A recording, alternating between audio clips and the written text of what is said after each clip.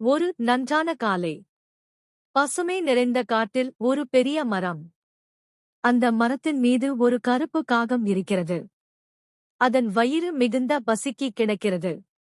அந்த நேரத்தில் அருகில் உள்ள வீட்டில் ஒரு பாட்டி சுடுசுடுவென்று வாசனை கமழும் வடை ஒன்றை சுடுகிறாள்.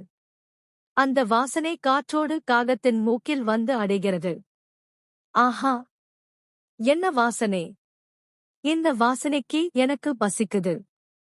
அதுவும் வெந்த வடை என்றால் சொல்லவே வேண்டாம். சிறிது நேரத்தில் பாட்டி தன்னுடைய சுட்ட வடைகளை வெளியே வைத்துவிட்டு உள்ளே சென்று விடுகிறாள். அதை பார்த்த காகம் கீழே வந்து ஒரு வடையை தூக்கிக் கொண்டு மீண்டும் மரத்தில் மேலே போய் அமர்கிறது. அதே நேரத்தில் ஒரு நரி அந்த வழியாக வந்து கொண்டு இருக்கிறது. காகம் வாயில் வடை வைத்திருப்பதை நரி காண்கிறது.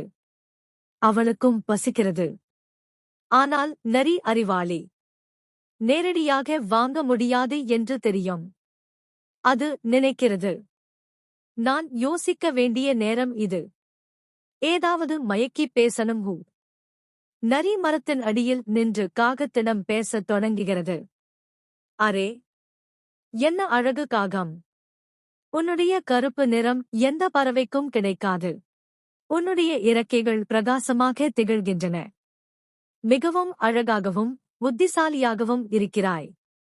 உன்னுடைய குரலும் அழகாக இருக்குமேயானால் நீ வானத்தில் பரவசம் ஏற்படுத்தக்கூடிய பறவையாக இருப்பாய். நரி சொல்வதை கேட்ட காகம் உள்ளுக்குள் மகிழ்ச்சியில் வெடிக்கிறது. அவ், என்ன பேசுகிறாள்! என் குரலும் அழகாக இருக்கிறதா? அதையும் பாராட்ட வேண்டுமா? அந்த மகிழ்ச்சியில் வதை வாயில் வைத்துக் கொண்டு பாட முடியாத காகம் வாயைத் திறந்து கா கா. அந்தச் சத்தம் வந்ததோ இல்லையோ, வடை கீழே விழுந்து நரியின் வாயில் விழுகிறது. நரி சிரித்தபடியே சொல்லுகிறது, அழகு, அறிவு, திறமை இருக்கட்டும்.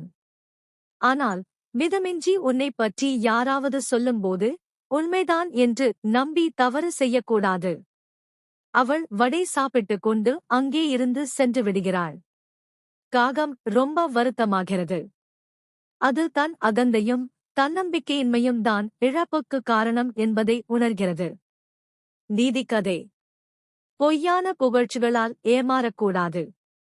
யாராவது உன்னை அநேகமாக பாராட்டினால் அதை நிதானமாக நினைத்து பார்க்க வேண்டும். உண்மையான மதிப்பு எப்போது நேர்மையில்தான் இருக்கிறது.